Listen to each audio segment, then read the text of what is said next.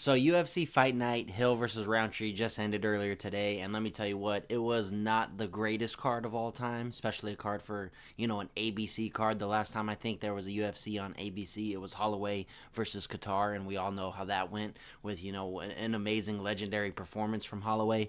This card was pretty lackluster. Out of the 12 fights, there were 10 fights that were straight up decisions, most of them being unanimous decision. There was one split decision. Not to say that the fights were bad necessarily, because the prelims weren't that great. I would say they were a little boring. I do want to admit. And then the first fight of the main card was not that great either. But I will say this: in a card stacked of unanimous decisions, there was one of the greatest fights I've seen. One of the best 2-round fights of all time. In Nazim Sadykhov versus Nicholas Motta. Holy shit, holy, my brothers and sisters, what a fight that was. And we're going to start it off with that, because that is literally, I think, in contention's a fight of the year so far. Even though it only lasted 2 rounds, a fight is a fight, and that's, I want to say, fight of the year so far. I don't think I've, in recent memory, have, I don't recall a fight being that good this year. And they put it all out there. Nazim goes out there. He kind of weathers an early storm from Nicholas Motta. Nicholas Motta's boxing looks really good out of the opening gate, but I do think he kind of withered himself away a little bit. He gassed himself out by throwing like 30 punches in a row. He had Nazim hurt really bad with some boxing, and then he went in there and threw a billion punches with a lot of good body shots, a lot of good headshots, but Nazim, dude, calm, under pressure, rolled with the punches, took the hits, and then shortly after, all of the punches, shortly after recovering, walks Moda down, puts his back against the cage, hurts him, and then he pretty much just takes over from then on. He did, eat a couple good shots after that, but dude, Nazim is the real deal. He was putting shots together. His combos looked amazing. There was a sequence where he threw a low kick. He was standing southpaw, right? And Moda standing orthodox. He threw a lead low kick. No, sorry. He threw an inside low kick, boom, returns with a hook, reloads, hits him with a liver shot, grabs the head, hits him with a knee, throws an elbow, lands a head kick. And dude, the sequence was just so nasty. It was beautiful. It's just poetry in motion. He was in the flow state when he threw that combo. And needless to say, like, Moda was in the fight the entire time. Like, even though Nazim was like looking really good on the feet, there were, like, at any moment Nicholas could have really just landed he was a few punches away from, turning the tides once again. But later in the second round, he gets hit with a beautiful combination. Mid combo, he's throwing a punch and he gets hit with the right hook, and that just floors him. But you could tell he was kind of withering away in terms of like cardio, so he didn't really wear the punch too well. He just was throwing, and then he got caught mid combination, which if you catch anybody mid combo, it's really gonna hurt them. It's gonna drop them, and he did. And it was an amazing finish. It was like, one of those where you're like, oh my god. But the whole fight was like, holy shit, the whole time. Like, just 10 minutes of nonstop action. It was the best fight I've seen all year, for sure. And Nazim walked away with $100K in bonuses after winning Performance of the Night and Fight of the Night. So Nicholas Motta also got a performance bonus from that. So that's awesome. He gets $50K for that. Next up, we got the Orolbai defeating Tofik Mazayev in his debut. Tofik looking like a monster on the feet. Didn't really get to showcase anything tonight. Dude, I'm telling you, Orolbai went out there like Islam Makhachev, and he just went out there like a man that was just possessed. From the opening round, he threw like, a good punch, and then just went right away to the wrestling, went right away to a big high crotch, and then Tofik kind of escaped that first takedown offense, the initial takedown, and then they kind of get back to the middle of the ring, and Orolbai, his name's really hard to pronounce, Orolbai standing orthodox. Tafik throws an inside low kick with his left leg. He catches the kick, throws a hook, pretty much hurts him, takes him down with it, is controlling him on the ground, working him this way, that way. And then Tafik kind of like gets up, scrambles, does a really good job getting out of a really bad position. And then he has Orolbai against the fence, and he's holding the inside of his glove. So the ref breaks it up. They stop it. goes back into the middle. Right away, Orlby just goes down. Boom, takes him down again. Gets to side control.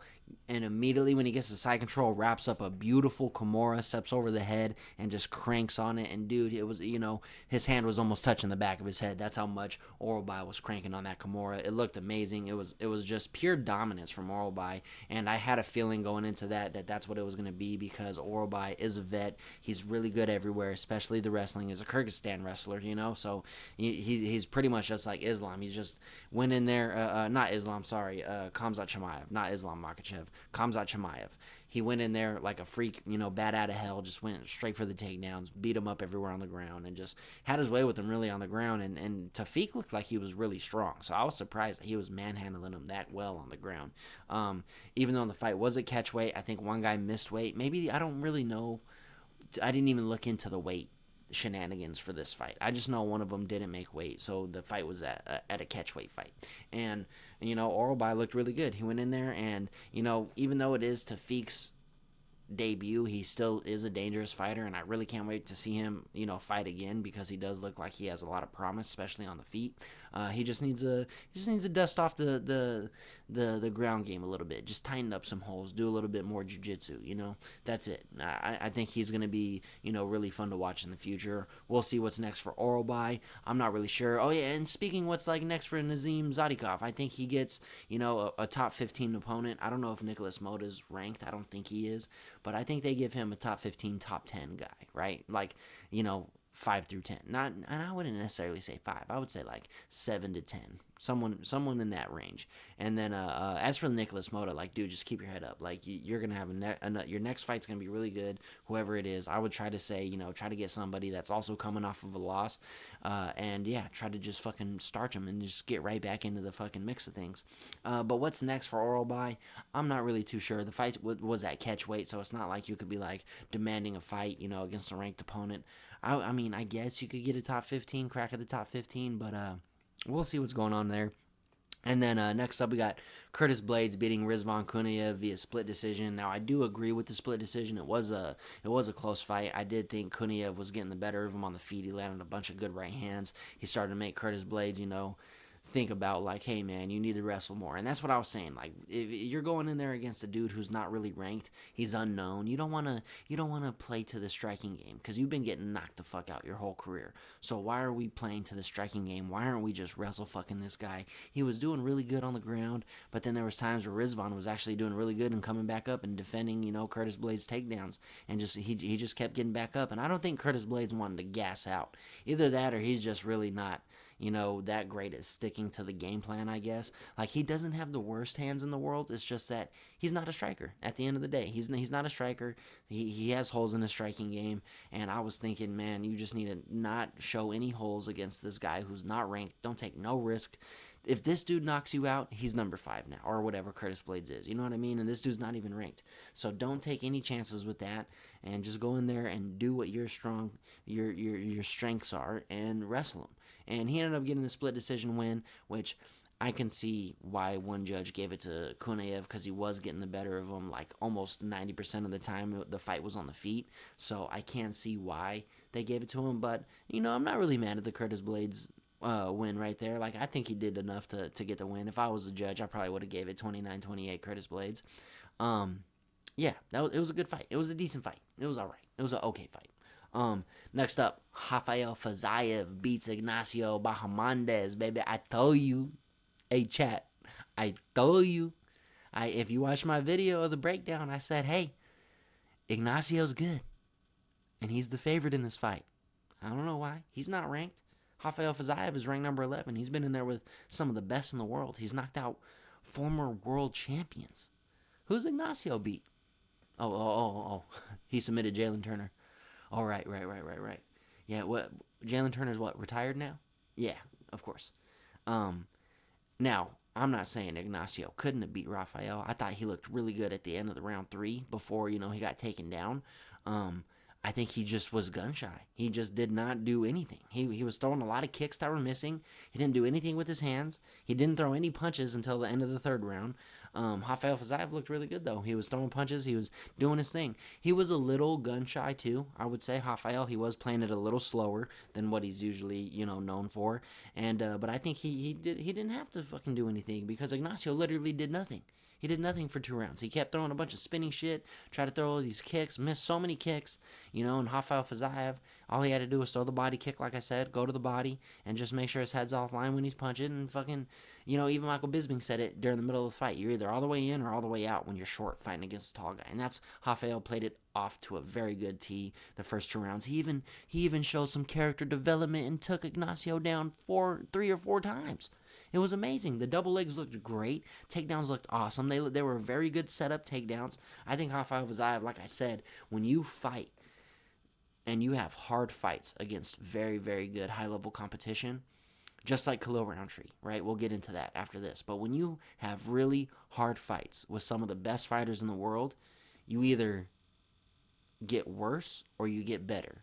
And Rafael Fazayev got better, and it looked like he got better. He shut down Ignacio Bahamondes for the entirety of the fight, besides maybe the last minute of the last round. And even then, he still ended with the fight on top, beating him all the way to the end of the bell. 30-27 all the way through. I give it to him. I just think Ignacio was a little gun shy, and I think same thing. So we could say we could do this for Ignacio. We could say the same thing. He just went in there, had a 3-round fight against a very high level opponent.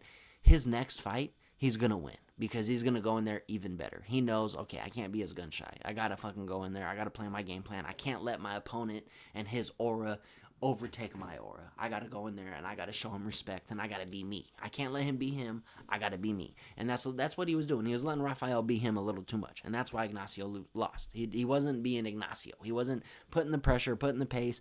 He wasn't, showing all of his, what he could do. He was kind of doing a little too much flashy shit. A lot of kicks that just weren't landing. He should have used his hands more. And he knew that at the end of the round 3. And yeah, I think it's going to click, and I think he's going to go out there and win his next fight. And what's next for Rafael Fazayev? I would say give me someone in the top, 6, top 7. Nothing crazy, nothing too, you don't want to get back in the mix fighting, and plus, like, everyone's kind of busy anyway. You got Dustin Poirier, Max Holloway, you got Gaethje sitting on the sidelines, and you just fought him twice in the past year, so you don't even need to fight him. And then you got Ilia Topuria, Charles Oliveira fighting up, pretty soon. So it's kind of like you almost could sit back for the rest of the year, and then maybe get something in December, January, and then look for someone, because Fazayev's 11, so why not fight like someone that's like rank 8 or 9? Why not? I don't even know who they are, but I'm just saying it would be good to fight someone a little closer to your rankings, not jump to 4 or 3. I think that's unnecessary. Sometimes I don't really like when they do that. I know there's a couple fights coming up where it's like the number 4 guys fighting like the number 11 guy for whatever reason. I think that's just weird. I mean, I get people are on different timelines and some things just don't line up, but like, if I'm ranked that high in the rankings, like in terms of, that low, I guess, in the rankings, in terms of like, I'm not even in the top 10, I'm not fighting nobody in the top 5. Get out of here. Like, even if I think I could beat them, I mean, I don't know, I guess maybe if I think I could beat them, but you got to be really meticulous about who you fight when you're ranked, because that's when it fucking matters. Because just like that, you could lose your rank, and even fighting someone who's unranked is a big risk, just like Curtis Blades. He was ranked number 4 and the dude, or number 5, and Rizvan Kuniev isn't even ranked. So that's a big risk you're taking if you're Curtis Blades. And something like, Rizvan Kuniev, like in the heavyweight division, anybody could beat anybody at any given moment. So I can see why you would want to take a fight like that. But like, it's a big risk fighting a number 5 guy too, because your chances of winning are just really, really slim at that point. But you never know. You got to believe in yourself at the end of the day. And I don't knock anybody for trying to beat anyone that's ranked higher than them, like, by that much at all. I think it's really ballsy of you, and I think it's not it's not the worst thing you could do, but you got to give yourself time to grow, right? You got to give yourself, as a martial artist, you need experience. You need to get in there and do it, mix it up with the best. And Rafael Fazayev is one of the best, and I think Ignacio, that was a smart fight for him, because it wasn't, a top 5. It was a number 11. And I think he's on the right path. I think he's going to be ranked, within the next year for sure. Moving on. Khalil Roundtree Jr. defeating Jamal Hill via unanimous decision. Now, this was just a surgical fight from round 1 to round 5. I thought Jamal Hill probably won round 1. Maybe. It could go either way. I was watching it and I was like, damn, round 1 could be just 9-9. Like, this is a draw. Like, I don't even know how you even score this round. They both landed really good leg kicks. Jamal landed a couple of like jab hooks from southpaw, but like nothing crazy. He almost landed a really clean left hand early on in that round when they both kind of threw at the same time. And I think he might have landed, but it just kind of like grazed Khalil. I would give probably Jamal round 1, and then rounds 2, 3, and 4, 5, it was all Khalil. And Khalil drops him, twice in round 3, drops him again in round 4. Like, not totally clean drops, but he hit him and he touched the canvas. You know what I mean? Like, he did drop him. Like, Jamal Hill, like, it was like a flash knockdown. He got hit, boom, and he was like, very coherent right when he hit the ground. It wasn't like he was wobbly when he got back up or anything, but you could tell the difference in the speed, especially the kicks. Like, Khalil's really fast in terms of like 1 to 2 punches, and then his fucking low kick, like, he's so much faster than Jamal, and he was doing a nice roll, big hook. He hit Jamal with a couple nasty overhand lefts. Khalil Roundtree looked great. I think he looked good, and like he said in his post-fight interview, like, you don't have to do too much. You just have to do you, and if you're winning the round, that's all you got to do. Just solidify the round, win it. In the fight with Alex Pereira, he was reaching a lot. He was exploding in a lot. He was trying to find Alex Pereira's chin. He was just, Alex is so much bigger than him that he was doing so much exploding in that he was just gassed by the time it was round 4 and 5. And, I think Khalil Roundtree, just like I said with Rafael fighting Gaethje, when you fight a guy at that caliber and you're good enough to realize your mistakes, you're going to come back better than you ever were. And I think that's what Khalil Roundtree did. He came back. He looked great. He beat Jamal, 4-1, and some judges gave him all 5 rounds, and I don't disagree with that either. Like I said, the first round was so close. It could have went, Khalil 5-0 or 4-1. Jamal Hill is just he didn't throw a single jab, really, right? He did, but he didn't set nothing up behind his jab. It was just like a jab hook. And then, like, he was moving. He would switch to orthodox because his low kick, his lead leg from southpaw was just getting tore up by Khalil. Khalil has a nasty low kick. And that's what I was going to say earlier. You could see the difference in the speed because Jamal Hill went out there and threw probably like a good 6 low kicks at the beginning of the round, in the first round. And he was landing some really good low kicks, but they were more like to the knee, thigh area. Khalil Roundtree, every kick he threw was to the calf, and they were just beautiful, beautiful calf kicks, and they were so fast, and it would just make Jamal Hill take a huge step forward. And then at the middle of round 2, Jamal Hill was fucking switching stances. He was in southpaw, and when he went southpaw, all he was doing was throwing the right hand. He really wasn't throwing anything besides that, and it was just it's. When you have such a limited tool set and your boxing isn't volume boxing and you're not putting anything behind your punches or behind your jab, or if you're not working off your jab at least, your boxing isn't really going to go nowhere once your legs go away, Once your legs go away and you don't fight good from southpaw when you have to switch stance into orthodox and you don't fight great out of that stance, it's going to be really hard for you to find anything. He would go orthodox and would literally only throw his right hand. Like, you got to have more tools, Jamal. You got to have more tools. You got to have volume punching. You got to work behind your jab, and like, he did land a couple good jabs. I'm not saying that he didn't throw any jabs. I'm saying he did not work behind his jab. He wasn't using his jab to set anything up. He landed a couple good jabs, and then he would look for a right hand or he'd look for a left hand. Like, it wasn't really bop, bop, level change, make you think here while I go low, bop, bop, bop, high. It wasn't bop, bop. He was throwing a lot of 1-2 punches, right? And you can't do that against Khalil Roundtree. You got to put volume on Khalil Roundtree. You got to avoid his big shots, and you got to put volume on his face and his body. You got to mix up targets against Khalil. You got to move around. You can't let him bully you, and that's what Jamal did. He got bullied, and Khalil looked great. I will say that. Khalil looked great. He pretty much walked away with no scratch on his face. There was a little times where I was like, all right, he's being a little gun shy, but at the same time, at the end, when he was like, you don't want to do too much, I was like, okay, so that was the game plan. Don't do too much, just do enough to win the round, and not necessarily saying like do too much to win the round and then play it safe. No, that's not what I'm saying. he was working Jamal Hill, but he's like, all right, I won the round. I don't gotta risk anymore to try to win this round even more than what I already am. Like we're good here. And yeah, I think that shows growth out of Khalil Roundtree, and he's a phenomenal martial artist. Uh, it was a, in my opinion, a great showing for Khalil. It wasn't a great fight, but it was a great performance from Khalil Roundtree. I was expecting it to be a war. I did pick one of these guys to knock each other out, and Khalil almost did like 3 times, but I did expect someone to be sleeping by the end of the 5th round. Like I didn't think this fight was gonna go all 5 rounds, but it did, and that's fighting. And it was an awesome fight, awesome performance from Khalil. I liked the main card. I liked it. It was fine. It wasn't the greatest main card of all time. It was okay. The first 3 fights, if you're just basing off the first 3 fights of the card, it was looking to be like a really good card. I knew when the heavyweights were going to come around, it was going to be a little bit of a snooze fest, and I was really hyped for that co-main event, which really turned into like, Fazayev just, kind of having like a Khalil Roundtree moment where he was just being a little slower, picking his shots, not doing too much to try to win the fucking fight, not trying to really finish the fight either, but he looked good against a young up-and-comer, and I was like, okay, all right, Rafael looked good. Nothing crazy there. I do think that Sadykhov and Nicholas Motta stole the night for me. I thought that was the best fight of the year. 2 amazing rounds, 2 amazing fighters. They're the MVP of the night for sure. They stole the night for me. But yeah, anyway, that's the video. Hope you guys enjoy. Make sure you like and subscribe, and I will see you on the next one. Peace.